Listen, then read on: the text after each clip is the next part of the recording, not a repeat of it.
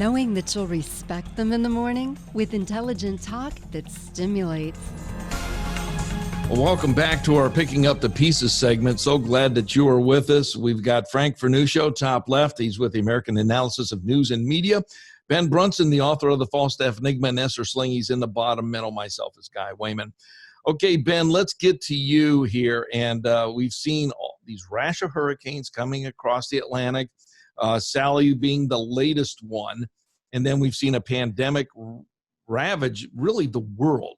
And in this country, Donald Trump has had to manage so many of these disasters and emergencies, plus the economy, plus fighting off what he had to fight off an impeachment and all the attacks from that are, the Russian hoax and all this other stuff.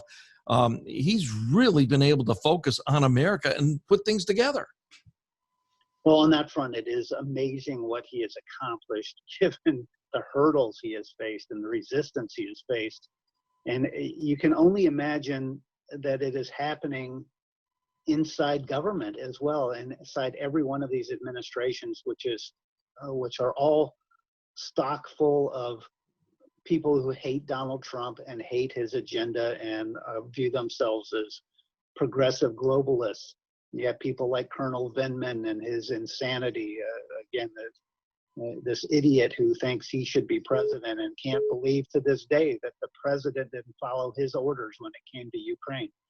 And it is really an incredible statement that Donald Trump has been able to accomplish so much, fighting against the assault he faces on so many different fronts. A 2-year Mueller investigation just to start it all off. He has a phenomenal resource of energy. And we'll see what his second term holds, assuming he wins in November, which is what I expect to happen. But he has the energy to fight on and to persevere. And he is a test case in what perseverance is all about. Frank, I'll let you go. Well, one of the facts that the media really doesn't want to talk about is, just as Ben said, what he has actually accomplished. Peace in the Middle East, a booming American economy, the lowest unemployment level for minorities in American history, a great job participation rate not seen in the country for the past 50 years. This is what the man has accomplished despite an impeachment attempt, despite the unrelenting pressure from the media, defaming him, slandering him, libeling him at every turn. This guy, when historians look at him 50 years from now, 100 years from now, he's going to rank as one of the greatest presidents of all time. The endurance that he has perhaps was matched only by Abraham Lincoln at the height of the Civil War. Wow, that's a good analogy, the Civil War there. And Ben, you kind of smiled when he said that, but boy, that's true, isn't it? Well, he is fighting a civil war within government, that's for sure.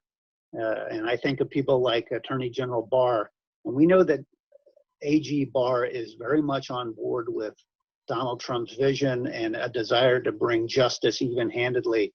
But I have no doubt that he faces a huge amount of never-Trumpers and Trump haters within the Justice Department that he has to fight against. We know the FBI is chock full of people like that. So again, this is an uphill battle all the way against a very determined enemy. And tremendous progress has been made, and another 4 years should lead to hopefully some change in the playing field to at least even it out for future generations. Ben, we have another minute, and Frank, excuse me, I want to go to our economist here, but they say follow the money. And you look at all of these cities that are really in debt. They might have this much money in hand, like say 1 million, but they owe 2 million in things like that. Follow the money, and this is many of these Democratic cities out there. This is also part of that deep state, isn't it, Ben? Well, absolutely. Cities and states, and so many of these states have progressive visions and progressive leadership, and that's spending money on all sorts of ideological pursuits. Helping illegal immigrants, helping homeless, all of these things that are noble on one level, but cost a fortune and are very hard to finance. And so financially, this is all coming home to roost for cities, for states like Illinois, California, New York.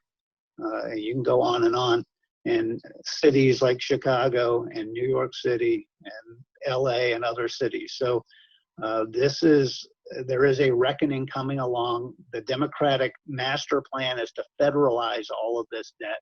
So you will see that. It's already being fought over right now, and the one quote unquote pending COVID relief bill that's been floating around Congress. It is really a battle over whether we federalize this profligate spending by progressive states and cities. And hopefully the Republican Party will never cave on this, because if we do, our already bleak federal debt position will get much, much worse, because there'll never be a break on this spending if we federalize this stuff. I want to talk more about this on the other side when we put a bow on the program, but we've got to take a break. We're under the gun. We'll be back. You're listening to Wehman, Brunson, and Vernuccio, Inside the News.